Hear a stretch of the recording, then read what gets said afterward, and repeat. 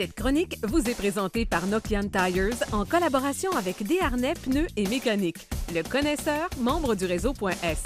Chez Desharnais, les pneus, on connaît ça? Nous sommes présentement chez Desharnais Pneus et Mécanique. Je suis en compagnie de Jean Guiroy. Salut Jean-Guy. Salut Daniel. Ça va bien? Très bien. Alors, pour cette dernière chronique de pneus, on continue de faire le tour des différents manufacturiers. On commence avec Michelin. Oui, avec Michelin. Defender LTX. On connaît le LTX, ça fait longtemps que Michelin a développé ce pneu-là, pneu de camionnette, pneu pour SUV. Mais on l'a sorti maintenant avec le Defender et le premier LTX aussi. Donc, deux pneus qui sont beaucoup plus au niveau caractéristique de touring, douceur de roulement.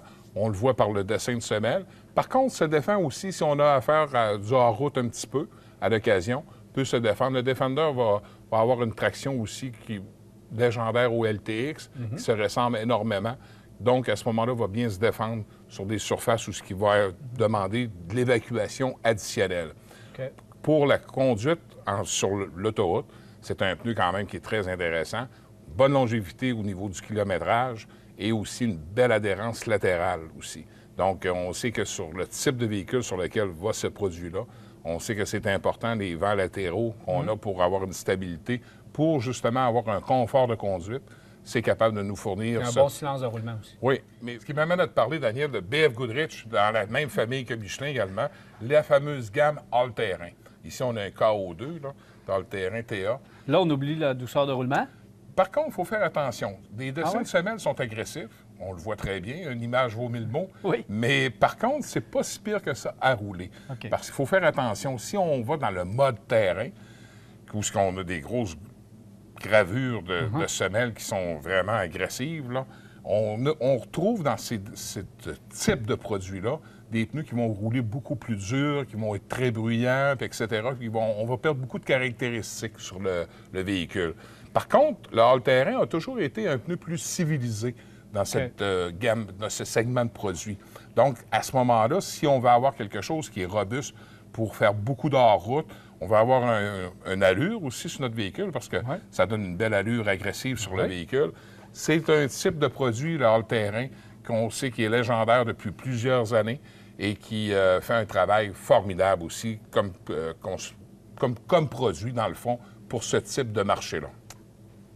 Pirelli Verde, c'est un pneu pour SUV, un pneu pour camionnette, avec des sillons centrales fermés pour l'évacuation de l'eau.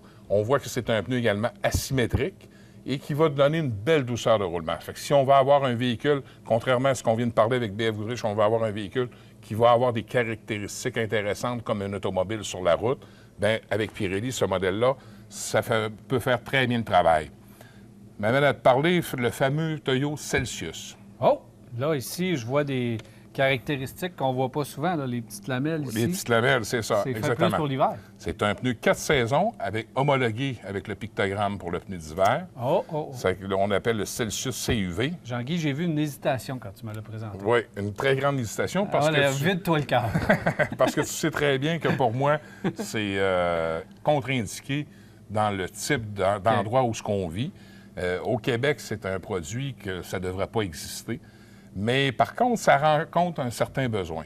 Quelqu'un qui ne roule pas beaucoup avec son véhicule puis qui veut avoir un compromis. On parle d'un compromis autant pour l'été que pour l'hiver. Ne pas oublier, c'est pas juste un compromis pour l'hiver qu'on fait en achetant ce produit-là. Quelqu'un qui s'en va dans le sud pour l'hiver, c'est un pneu qui n'aura pas à se creuser des manèges pour changer des saisons juste avant de faire leur voyage. Il y a différents types d'applications, mais très pointus. Donc, ceux qui décident de le garder l'hiver, par tempête, on fait attention. Ils prennent l'autobus, puis bientôt le tramway à Québec. Là. OK, c'est ça. Mais c'est pas vraiment le pneu approprié. On fait attention. Ça a été mis de l'avant chez beaucoup de manufacturiers qui ont sorti un produit avec le fameux pictogramme. On est allé chercher ça autant chez les SUV que dans l'automobile. Et ça rend aussi la sécurité un petit peu moins efficace parce que c'est un pneu de compromis. Puis moi, j'aime pas trop ça parce que j'ai toujours préconisé un pneu en hiver, un pneu d'hiver, fait avec les caractéristiques pour affronter les surfaces auxquelles on fait face avec notre véhicule, puis avoir un pneu en été qui va vraiment rouler un 3 saisons, que j'appelle, ou un pneu d'été qu'on appelait anciennement, qui va avoir les caractéristiques pour faire face, justement, à ce qu'on a à affronter comme route. Ce type de compromis-là, on revient dans l'ancien pattern avant 2008, où on s'est fait imposer le fameux pneu d'hiver, où ce que nos 4 saisons, puis qu'il y en a qui roulaient avec ça, puis qu'il y a eu des tragédies routières assez épouvantables. Puis, à ce moment-là, ça a tendance à revenir. Mais je remarque aussi que le consommateur, en ayant goûté au comportement routier avec un vrai pneu d'hiver puis un vrai pneu 3 saisons, est réticent à appliquer ce type de produit-là, de compromis. On revient encore dans un pattern. Imaginez lorsqu'il prend de l'usure. Donc là, on est encore un peu plus en danger. Là, tu viens de dire quelque chose de bien, Daniel, parce qu'on sait très bien qu'on pense de faire une économie avec ce produit-là, mais la longévité de ces produits-là est de raccourci beaucoup parce que quand on arrive avec la bande de roulement à 4 et 5/32e d'épaisseur, bien, à ce moment-là, il faut le remplacer parce qu'il ne sera pas efficace soit d'une saison ou soit pour l'autre saison. Fait en bout de ligne, c'est pas plus économique à rouler. Mais comme on le disait d'entrée de jeu... Si vous avez une application particulière, et voilà un besoin, ça se fait chez Toyo, qui est quand même le pneu, à mon avis, qui se débrouille bien, qui se défend bien pour ces 4 saisons-là. Et plusieurs manufacturiers ont développé un produit similaire. Jean-Guy, on a fait le tour des différents manufacturiers. On voit qu'il n'y a pas quand même, à part ça, on voit qu'il n'y a pas énormément d'avancées au niveau de la technologie, mais on travaille fort, au niveau de l'industrie, notamment pour se débarrasser de l'air dans les pneus. Oui. Et on peut s'attendre à quoi là, dans 5, 10 ans, 15 ans? Oui, puis peut-être 5-10 ans, puis on va en avoir suffisamment parce que ça va vite aujourd'hui. On sait que le pneu zéro pression d'air, on travaille beaucoup là-dessus. Et Michelin est un des manufacturiers qui développe énormément.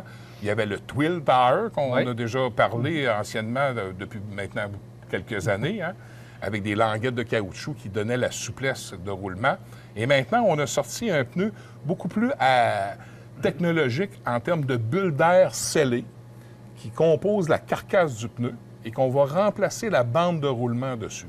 Fait que ça va être une étape, d'après moi, qui s'en vient, qui va être sérieuse à considérer dans les prochaines années, qu'on va voir. Et justement, pour faire face aussi aux nouvelles spécifications également des manufacturiers automobiles. Parce que si on regarde les voitures du futur qui vont dans un futur très rapproché, bien, il faut que le pneumatique suive aussi. Fait que les diamètres de roues n'ont pas fini d'éclater non plus. Donc, les bandes de roulement, ça se creuse la tête chez les manufacturiers de pneus pour donner justement un confort et une douceur de roulement intéressante pour l'utilisateur aussi. Donc, on voit que ça va continuer d'évoluer. En terminant, Jean-Guy, il faut répéter, quand vous magasinez votre pneu, posez les bonnes questions, évaluez bien vos besoins pour trouver le bon pneu qui va aller sur votre voiture. Absolument, parce que de plus en plus, puis on le mentionne régulièrement, les manufacturiers de pneus, quel qu'il soit le manufacturier de pneus, a toujours un produit qui est quand même intéressant. Ça fait que c'est le produit là, en tant que tel qui est bon pour vous n'est pas nécessairement bon pour le voisin et vice-versa. Donc, c'est vraiment de trouver le produit qui est le mieux adapté à notre véhicule et à notre utilisation qu'on fait et également à nos attentes qu'on a. Donc, puis ça rentre beaucoup en ligne de compte. Et de plus en plus, aujourd'hui, dans l'industrie, plus ça va, plus on met le pneu d'avant-garde davantage en termes de comportement routier avec notre véhicule. Voilà, merci beaucoup, Jean-Guy. Plaisir.